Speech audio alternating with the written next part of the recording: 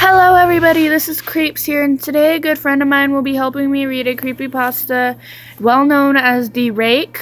And yeah, excuse us if we stutter a little bit. This is our first creepypasta video. And I just got braces, so. Yeah, I'm feeling a little under the weather due to allergies. I consumed the food with death. Okay, so yeah, also please excuse the background noise. My dad, my cousin, and my younger brother are messing around and playing the drums, and there is no Wi-Fi at, we'll call her Anonymous User. Anonymous User's house.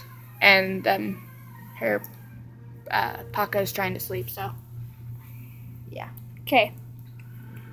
So, without further ado, let's get this started. During the summer of 2003, events in the northeastern United States involving a strange, human-like creature sparked brief local media interest before an apparent blackout was enacted.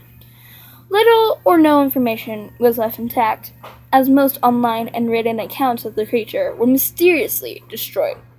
Primarily focused in the rural New York State, self-proclaimed witnesses told stories of their encounters with a creature of unknown origin. Emotions range from extremely traumatic levels of fright and discomfort to an almost childlike sense of playfulness and curiosity. While their published versions are no longer on record, the memories remain powerful. Several of the involved parties began looking for answers that year. In early 2006, the collaboration had accumulated nearly 24 documents dating between the 12th century and present day, spanning 4 continents. In most all cases, the stories were identical.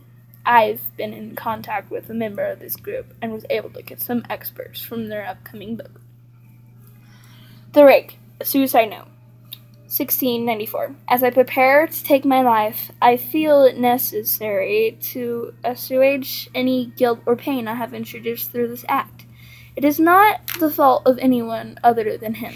For once I awoke and felt the presence of him, and once I awoke and saw his form. Once again I awoke and heard his voice and looked into his eyes. I cannot sleep without fear of what might next happen when I awake. I cannot ever awake. Goodbye. Found in the same wooden box were 2 empty envelopes addressed to William and Rose. The one loose personal letter with no envelope. Dearest Lenny, I have prayed for you. He spoke your name. A journal entry translated from Spanish, 1880. I have experienced the great terror. I have experienced the great terror. I have experienced the great terror. I see his eyes when I close mine. They are hollow, black. They saw me and pierced me. His wet hand. I will not sleep. His voice. Unedible text. A Mariner's Log. 1691. He came to me in my sleep. From the foot of my bed I felt a sensation. He took everything. We must return to England. We shall not return here again at the request of the Rake. From a witness, 2006. 3 years ago, I had just returned from a trip to Niagara Falls with my family for the 4th of July. We were very exhausted after a long day of driving, so my husband and I put the kids right to bed and called it a night. At about 4 a.m., I woke up thinking my husband had gotten up to go to the restroom. I used the moment to steal back the sheets, only to wake him in the process. I apologized and told him I thought he got out of the bed. When he turned to face me, he gasped and pulled his feet up from the end of the bed so quickly his knee almost knocked me out of the bed. He then grabbed me and said nothing. After adjusting to the dark for a half second, I was able to see what caused the strange reaction. At the foot of the bed, sitting and facing away from us, there was what appeared to be a naked man, or a large hairless dog of some sort. Its body's position was disturbing and unnatural, as if it had been hit by a car or something. For some reason, I was not intently frightened by it, but more concerned about its condition. At this point, I was somewhat under the assumption that we were supposed to help him.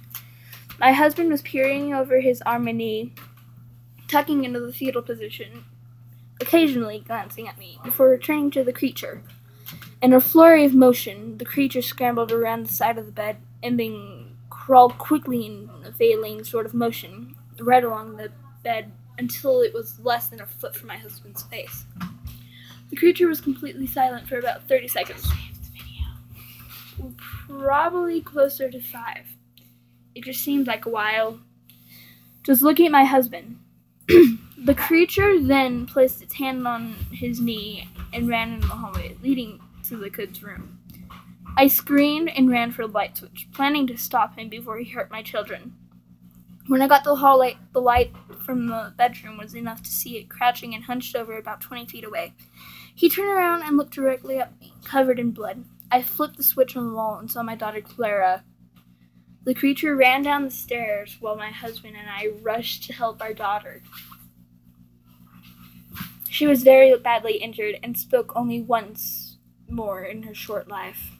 She said, "He is the Rake." My husband drove his car into a lake that night while rushing our daughter to the hospital. He did not survive. Being a small town, news got around pretty quickly. The police were helpful at first, and the local newspaper took a lot of interest as well. However, the story was never published, and the local television news never followed up either. For several months, my son Justin and I stayed in a hotel near my parents' house. After we started to return home, I began looking for answers myself. I eventually located a man in the next town over who had a similar story. We got in contact and began talking about our experiences. He knew of two other people in New York who had seen the creature we now refer to as the Rake. It took the 4 of us about 2 solid years of hunting on the internet and writing letters to come up with a small collection of what we believed to be accounts of the Rake. None of them gave any details, history, or follow-up. One journal had an entry involving the creature in its first 3 pages and never mentioned it again. A ship's log explained nothing of the encounter, saying only that they were told to leave by the Rake. That was the last entry in the log. There were, however, many instances where the creature's visit was one of the series of visits with the same person. Multiple people also mentioned being spoken to, my daughter included. This led us to wonder if the Rake had visited any of us before our last encounter. I set up a digital record near my bed and left it running all night, every night, for 2 weeks. I would tediously scan through the sounds of me rolling around in my bed each day when I woke up. By the end of the 2nd week, I was quite used to the occasional sound of sleep while blurring through the recording at 8 times the normal speed. This still took almost an hour every day. On the first day of the 3rd week, I thought I heard something different. What I found was a shrill voice. It was the Rake. I can't listen to it long enough to even begin to transcribe it. I haven't let anyone listen to it yet. All I know is that I've heard it before, and I now believe that it spoken when it was sitting in front of my husband. I don't remember hearing anything at the time, but for some reason, the voice on record immediately brings me back to that moment. The thoughts that must have gone through my daughter's head make me very upset. I have not seen the Rake since he ruined my life, but I know that he has been in my room while I slept. I know and fear that one night I'll wake up to him staring at me. I've gotten a lot of requests. And that is all. Okay. Audrey!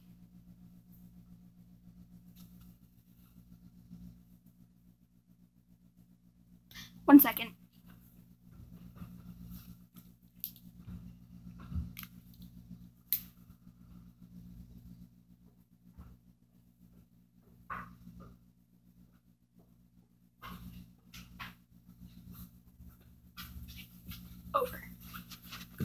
start filming.